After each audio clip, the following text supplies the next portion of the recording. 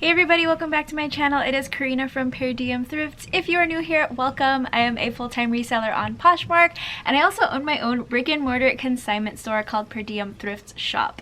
This last weekend, I actually celebrated my 1-year anniversary of opening my store, and I am just so in awe of the fact that I made it a year.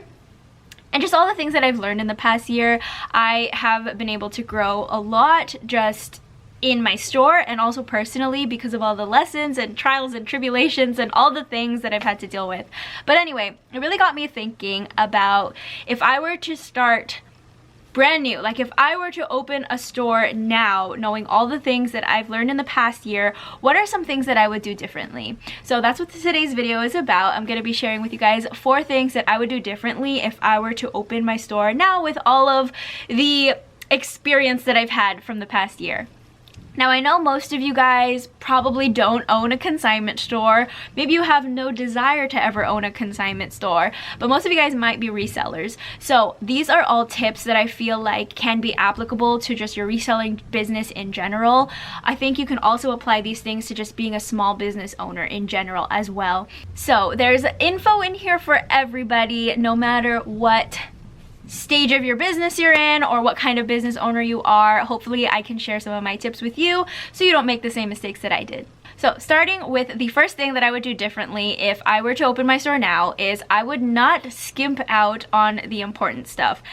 Granted, I think at the time I didn't realize how important these things would end up being, but now that I have all of this knowledge, I know that there are certain things that I think are very important that you invest in up front just to save you time and energy moving forward. So one of those things is having systems in place for organization, for tracking, for all of those things. So for example, I own a consignment store. At first, I was keeping track of all of my consignment clients through Excel spreadsheets.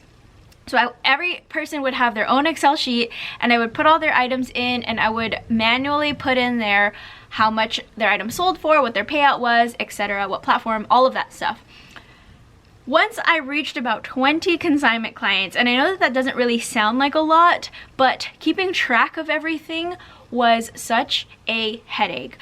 Keep in mind, I was also handwriting price tags. Actually, that's not true. Halfway through, I started using like a little printer to like type out the price tags, but it was still like taking up so much time.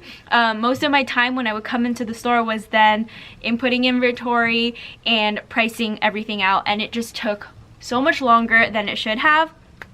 So about 6 months into owning my store, I finally decided to invest in a software, and my God, it was a lifesaver. Now, the software that I use is called Aravenda. It is specific for consignment, but depending on what you do, what systems you're using, what your business is, I highly recommend looking for ways to automate all of the mundane tasks. So for me, inventorying, making price tags, paying out customers, my software does all of that for me now, and I wish I had just done it sooner just to kind of relieve myself of all the stress that I had maintaining all of the things. You think that you can do it yourself until you're in the thick of it, and you wish you didn't have to have all of that responsibility.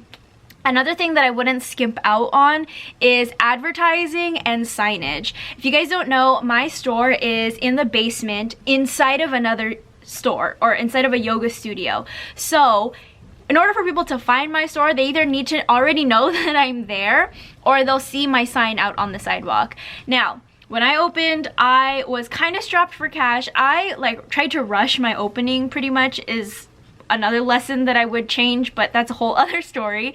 So I DIY'd my own sign outside, and I think I just got like a temporary sign because I thought I was gonna upgrade it like real quick, and I just never did.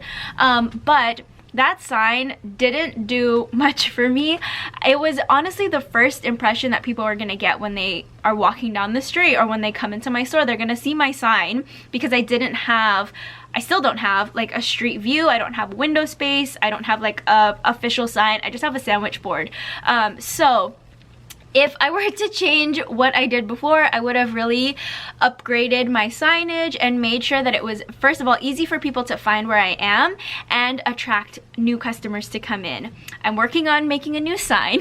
It only took me a year, but yes, I'm working on new signage to hopefully help with getting more people in, even though most people already know I'm here now. But anyway, I know that most of you guys don't have storefronts or anything, but like say you're doing a pop-up or you are having a garage sale or whatever it is, think about what the first point of contact is with potential customers. And this even is a tip for like online sales, whether it's Poshmark or whatever.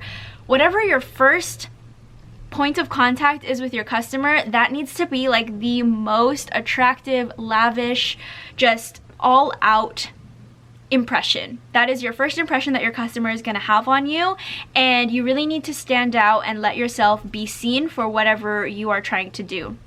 So that is pretty much the whole gist of point number 1. Don't skimp out on the things that really matter. There's a whole list of other things that I could go on about, but to save you guys some time, we're gonna move on to the next point. So the second thing that I would do if I were to open my store now is learn how to say no.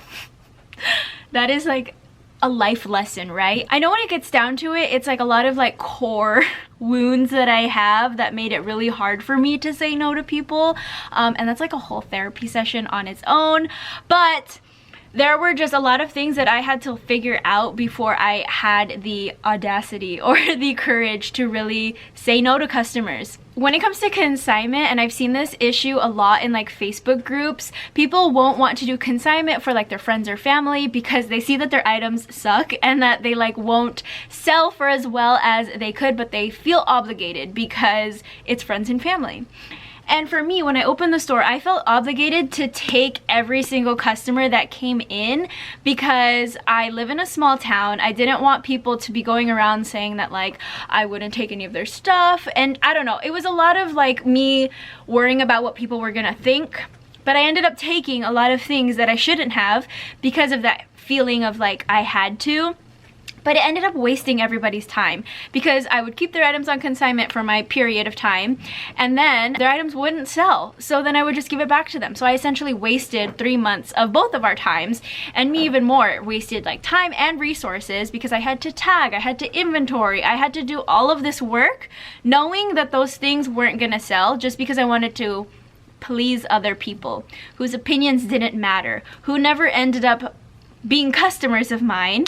And so I got really specific about things that I do bring into my store because I wanted to be excited about everything. I really wanted to only bring in things that I loved, that I could see myself styling other people with, or things that I knew would sell. This is really funny to me too though, because this is something that I preach about Poshmark. When I'm outsourcing or when I'm buying inventory, I preach that you have to have inventory that you are excited about, inventory that you are motivated to list, to inventory, to do all the work for, because you guys know it's a lot of work. And if you're not excited about the things that you have, then there's really no point. You're just like making your life, your job so much harder than it needs to be. So I really needed to kind of dig a little bit deep and find this like inner confidence to be able to tell people no, because it's way easier said than done. But also part of me, like after spending so much time doing all of this work that I hated for inventory that I did not like, I've gotten to this point where I'm just like, I'm not doing that. And if this customer ends up not being happy, then it's just something that I have to live with, you know. Like obviously I'm not gonna tell somebody like, oh, your stuff sucks, I'm not gonna do it. But I've learned ways to kind of express that I am the expert in my field. That's why I do this. I have over 10 years of experience reselling clothing. I study trends, I study all of these things. I'm here every single day. I know what sells. I have all of the analytics. So I know what's gonna do well in the store. And if they bring in things that aren't going to do well, I have to say no, just to save everybody time, money, stress, and all of that. So I highly encourage you guys, whether you are shopping for inventory for your Poshmark closet or if you ever do decide to consign other people's clothing, really be intentional about the items that you are bringing in just to save all the stress. Number 3 is something that could technically go under number 1, but I wanted to let it have its own section so I could talk about it a little bit more, especially because it is tax season. But number 3 is hiring a bookkeeper right away. As a small business owner, I have done a lot of things myself. I have DIY'd my way through being a small business owner for the past 10 years. Because first of all, hiring a bookkeeper or an accountant or any of that, it is an investment. It is kind of a scary thing, especially when you have imposter syndrome. I don't know, maybe this is a personal thing, but like as somebody who suffers with imposter syndrome a lot, like hiring somebody so official, like a lawyer or an accountant or something, I don't know, it just scares me. And so that's something that I've avoided. I've always done my taxes on my own with like help from like family members who have done taxes for small businesses and stuff like that, but I've never actually hired somebody to do it. When it comes to bookkeeping, I use my Reseller Genie just to organize everything for Poshmark. But when it comes to Consignment, it's a whole other ball game. And there's a lot that I don't know. There's a lot that I don't really have time to look up. I'm sure if I really spent the time watching videos online or doing consultations or just trying to learn, I'm sure I could figure it out. But the thing is, I just don't have the time to learn all of the information that I need to when I'm so busy doing everything else. So this is like one of my focuses this year, is to find other people to do things that just take up a lot of my time. And one of them is hiring a bookkeeper. I think it's really important when you are self-employed because there are a lot of things that accountants know because it's their specialty. It is their field of work. So they're gonna know all the deductions, all of the things that you have to do that you don't know you have to do. And I would rather pay somebody to do everything correctly and do everything properly, stay organized, and just help me run my business than me trying to figure out how to do it. So even though it's taken me this long to get to this point, this is something that I am focusing on, and I wish I had done this from the beginning, just so that I could feel a little bit more confident in my numbers and more confident in just my business as a whole. My last thing that I would do differently if I were to open my store today is that I wish I would have zoned in on just my store instead of trying to balance all the things on my plate. One of the things that I've been like kind of struggling with internally, like mentally, all of that, is whenever I talk to somebody like in the reseller community, or I'd get interviewed for a podcast, or somebody would just ask me how things are going, they would be like, how do you do it all? And me, I'm over here like crashing and burning in my head because I really don't know. Like I was kind of like half-assing a lot of things because I was spread out so thinly. It made me not able to grow as much as I wish I could have, as if I had just like focused on one thing. So if it were up to me now, I would have dropped YouTube, I would have dropped Instagram, I would have dropped Poshmark, or found other ways to like automate those things so that I could put my whole focus on here. But instead I was like doing a little bit here, doing a little bit there, doing a little bit here, and I really wasn't able to like concentrate all of my attention into one thing. It's like my worst habit. It's my toxic trait, is like not being able to focus on one project and having to do like 10 things all at once. If I could give any advice to anybody else, it's if you are trying to grow something in your life, whether it is your relationship, your friendships, your career, your side hustle, or whatever, just let go of as many things as you possibly can so that you can focus as much of your attention onto one thing and really let that thing grow. I need to listen to this myself. A lot of the information that I give you guys is like really tips for me, but I just need to say it out loud to like get it through my head. But yes, one of the things that I really wish I had done, and people told me this, people were telling me this, people were telling me to do this, but I just wasn't listening because I was super stubborn, but to just like have Poshmark working for itself. Let it automate itself, whether that means hiring like a VA to do your listings, or hiring someone to help you with shipping, or whatever. Grow that so that it is sustainable on its own before you dive into something else. And this could also be for like YouTube or for whatever side hustle it is. Make sure that it is self-sustaining and that it is functioning on its own, that it is bringing in its own money. Automate as much as you can so you don't have to be as involved before you go into another project. Will I ever do that? I don't know, because I am the kind of person that learns the hard way. But maybe you guys will hear what I'm saying and listen, so that you don't have to struggle with the whole balancing act instead. We already balance so much in our lives. If you're like a mom and you have your side hustle, or you work a full-time job and you're doing this other thing over here, there are so many things in life that you have to balance.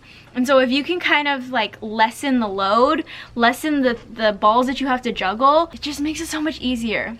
So those are my 4 things that I would do differently if I were to open my store now. And I know somebody's gonna watch this and be like, well, duh, those are such obvious things that you should have done at first. But me being the kind of person who jumps in and then asks questions later, these were definitely things that I had to learn the hard way. Hopefully you can learn from my mistakes and avoid these issues. But again, like, you don't know what you don't know until you are doing the thing and you come across these things that you don't know. So that was kind of like my experience in the past year. There were a lot of things that I didn't know until I was faced with it and had to overcome it, or had to learn or adjust, pivot, do all the things. It's gonna be the same for anybody running a business, whether it is reselling or it's something else. There's always gonna be new obstacles along the way, and you just have to be flexible, roll with the punches, and learn along the way. It is all a journey. There is no like end goal. We're always learning. We're constantly learning, and we just have to be grateful for the ride. I know I am. But anyway, hopefully you guys learned something from this video, learned from my mistakes. I thank you guys so much for watching, and I will see you guys next time. Bye!